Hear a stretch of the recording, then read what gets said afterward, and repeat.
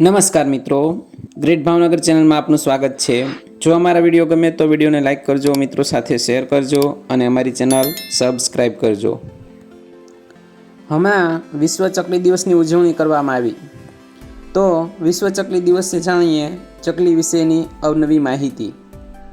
દર વર્ષે 20મી માર્ચે પક્ષી વિશે જાગૃતિ લાવવા માટે વિશ્વ ચકલી દિવસની ઉજવણી કરવામાં આવે છે। હાલમાં ચકલીની જાતિ લુપ્ત થવાના આરે છે। આ પહેલની શરૂઆત નેચર ફોરએવર સોસાયટી ઓફ ઇન્ડિયાએ કરી હતી, જેની સ્થાપના ભારતીય સંરક્ષણવાદી મોહમ્મદ દિલાવરે કરી હતી। વર્ષ 2010માં વિશ્વમાં જુદા જુદા ભાગોમાં પહેલો વિશ્વ ચકલી દિવસ ઉજવવામાં આવ્યો હતો। ચકલી એટલે નાના બાળકોનું મનગમતું પક્ષી। ચકલી એટલે બાળપણની યાદો તાજું કરતું પક્ષી। ચકલી હવે કોન્ક્રીટના જંગલમાં ખોવાઈ ગઈ છે। ચકલી એક નાનકડું પક્ષી છે। તે હલકા ભૂખરા રંગ કે સફેદ રંગની હોય છે। ચકલીના શરીર પર નાની નાની પાંખ અને પીળા રંગની ચાંચ તેમજ પગોનો રંગ પીળો હોય છે। નર ચકલીની ઓળખ એના ગળાની પાસે આવેલા કાળા ધબ્બા પરથી કરી શકાય છે। 14થી 16 સેમી લંબાઈ ધરાવતી આ ચકલી મનુષ્ય દ્વારા બનાવવામાં આવેલા ઘરોની આસપાસ રહેવાનું પસંદ કરતી હોય છે। નર ચકલીના માથાનો ઉપરી ભાગ, નીચેનો ભાગ અને ગાલો ભૂખરા રંગના હોય છે। ગળું, ચાંચ અને આંખો પર કાળો રંગ હોય છે અને પગ ભૂખરા રંગના હોય છે। માદા ચકલી માથા અને ગળા પર ભૂખરો રંગ નથી હોતો।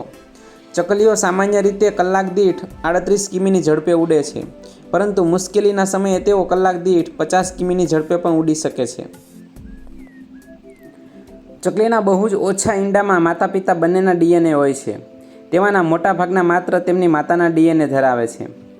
સરેરાશ માદા ચકલી દર વર્ષે 3થી 5 ઈંડા મૂકે છે। 12થી 15 દિવસ પછી ઈંડામાંથી એક ચકલી જન્મ લે છે। જંગલી ચકલી સરેરાશ 4થી 5 વર્ષ સુધી જીવે છે। જોકે ડેનમાર્કમાં એક જંગલી ચકલી 19 વર્ષ અને 9 મહિના સુધી જીવતી રહી હતી। તે એક જંગલી ચકલી માટે વર્લ્ડ રેકોર્ડ છે।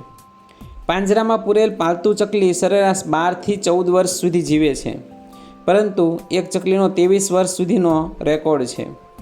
સામાન્ય રીતે જમીન પર સીધા ચાલવાને બદલે ચકલીઓ ઉછળે છે। ચકલી બચાવો અભિયાન। ચકલી બચાવો અને ચકલી સંરક્ષણ ઝુંબેશને સમર્થનના ભાગરૂપે ચકલીને 2012માં દિલ્હીનું અને 2013માં બિહારનું રાજ્ય પક્ષી જાહેર કરવામાં આવ્યું।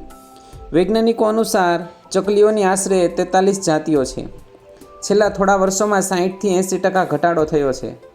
1950ના અંતે ચીની સરકાર દ્વારા લાખો ચકલીઓની હત્યાનું અભિયાન શરૂ કર્યું હતું, કારણ કે ચકલીઓ ખાદ્ય પાકને નુકસાન પહોંચાડતી હતી। પરંતુ ઝુંબેશના પરિણામનો અંત ઉલટો આવ્યો, કારણ કે ચાઇનામાં લાખો ચકલીઓની હત્યા બાદ જંતુઓનો મોટી સંખ્યામાં વધારો થયો અને દુષ્કાળ જેવી પરિસ્થિતિ સર્જાઈ હતી। ચકલીની સંખ્યા ઘટવાના કારણો: જંતુનાશક દવાઓનો વધતો ઉપયોગ, મકાનો અને બગીચાઓના બાંધકામમાં ફેરફાર વગેરે ચકલીની સંખ્યા ઘટવાના મુખ્ય કારણો છે।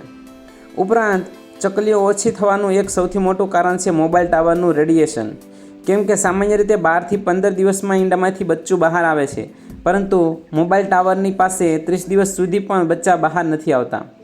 મોબાઈલ ટાવરોમાંથી નીકળતા તરંગો ચકલીઓના સામાન્ય જીવન માટે હાનિકારક માનવામાં આવે છે। આ તરંગો ચકલીની દિશા શોધવાની પ્રણાલીને પ્રભાવિત કરી રહી છે। આધુનિક સ્થાપત્યની બહુમજલી ઇમારતોમાં ચકલીઓને રહેવા માટે પુરાણી ઢબના ઘરોની જેમ જગ્યા નથી મળી શકતી। સુપરમાર્કેટ સંસ્કૃતિના કારણે પુરાણી પંસારીની દુકાનો ઘટી રહી છે। આ કારણે ચકલીઓને દાણા નથી મળતા, જેના પરિણામ સ્વરૂપ ચકલીઓ ઝડપથી વિલુપ્ત થઈ રહી છે। વધારે તાપમાન પણ ચકલી સહન નથી કરી શકતી। પ્રદૂષણ અને વિકિરણના કારણે શહેરોનું તાપમાન વધી રહ્યું છે। ચકલીઓ માટે ચણની કોઈ વ્યવસ્થા શહેરમાં નથી હોતી। આ બધા કારણોસર ચકલીની સંખ્યા દિવસે દિવસે ઘટી રહી છે। ચકલીઓને બચાવવા માટે આપણે શું કરી શકીએ? ઘર પાસે ચકલી માટે દાણા, પાણી અને માળો બનાવવાની વ્યવસ્થા કરવી જોઈએ। નિયમિત ચકલી માટે પાણી, દાણા મૂકવા જોઈએ। ઘરના આંગણામાં વૃક્ષો વાવીએ, ઉછેરીએ। વૃક્ષો ચકલીને ઠંડક અને જીવન આપે છે। દોરાની ગૂંચ, પ્લાસ્ટિકની દોરીથી ચકલીને બચાવવી જોઈએ।